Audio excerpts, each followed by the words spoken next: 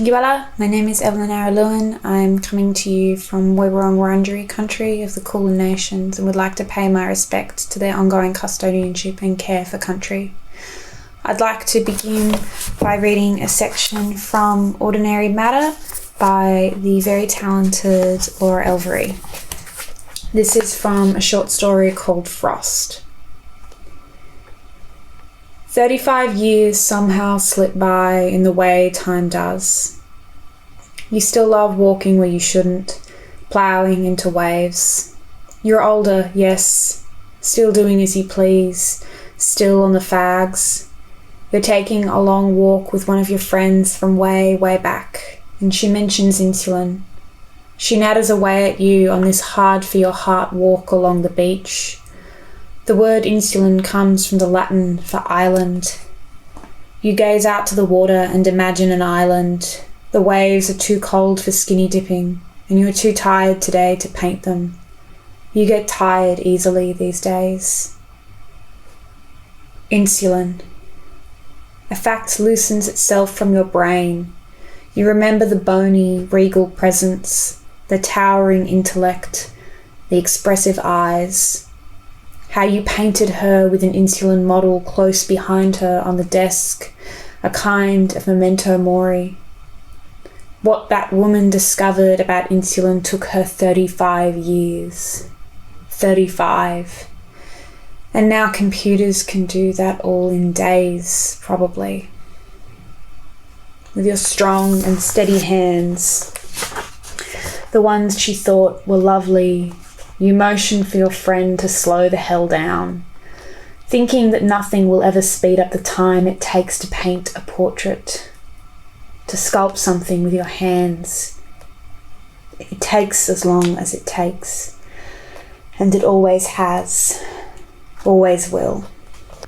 Ordinary Matter is a book of profound meditation on history, memory, expectation, and gender, on the complexity of examination which inclines towards multiplicity rather than a singular view of experience.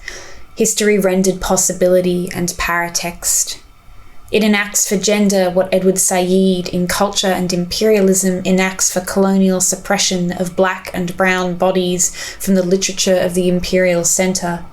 It is the ongoing suspicion that something of the story was hidden, the ongoing belief in the power of extraction, the ongoing project of justice as memory, justice as retelling, justice as a commitment to never again fall silent. The book offers a compellingly ambivalent study of women and achievement in a world committed to indifference. Elvery ironises the linear perspective of dominant history with interruptions of the familial and occasional, which inhere even in the landscape of the Nobel Prize and official history. In Frost, we are offered a triptych of women whose names ended up in the books, a study of hands, one who coaxed life-saving secrets from a hormone, one who dragged a country to its knees, and the one who painted them both. All gestured to by the brotherly voice forgiving gender where history would not, whose narration moves through polyvalent and adoring. How are you, my personal sister and literary subject, surviving the wide-scale apocalypse of austerity? What ragged handkerchief flags will we hang in our windows to demonstrate our sorrow and our complicity? All of that brilliance and that perfect lustre of discovery was fed and bred by the life of what Auden called the normal heart. A painting is a memento mori. A book is a memento mori, a cell, a law, a mine, a dovetail joint, a prize. History is an arrangement of stuttered memories, of street corners in a continuous loop. A mother shares a paper sack of sweets between them. A pair of lovers gather to protest the thing they are sure they can prevent. A boy hovers at the edge of a canyon and realises that the Indians had stories about the sky. Somewhere is a room waiting with balloons and cake, with a freshly made bed. 20 times in a century, a woman's name is called in a hall of men. This is a book profoundly compelled by women. In a book of women, we are allowed both cruelty and softness. We are allowed the triumph of Tu Youyou, revealing the code to cure malaria from the study of 16 centuries of Chinese literature, and the courage to test it on herself, alongside the desperation of a would-be mother to pluck an orphaned babe from the beach. We begin with a story honouring Marie Curie's research on the phenomena of radiation, alongside a woman travelling to Paris in a heat wave on a mission to shut down a nuclear reactor, and all throughout the dawn rises and the sun sets on the world that will never be the same. We are allowed women in all their complexity and possibility in a world we are preparing to grieve. I know little of this kind of science.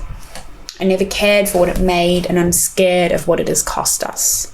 But the stories of this book leave space for that kind of uncertainty, for the inexplicable to remain unexplained.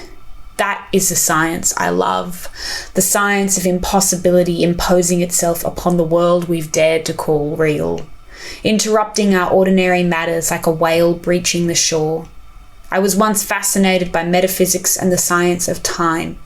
Somewhere in my belongings is a notebook documenting my meagre comprehension of a generous paper at a symposium on literature and philosophy, in which a female scientist whose name I don't remember explained that in a study which sought to measure how we understand and value time, participants were asked if they would choose to suffer a profound physical pain in their past or a brief flash of hurt in the future.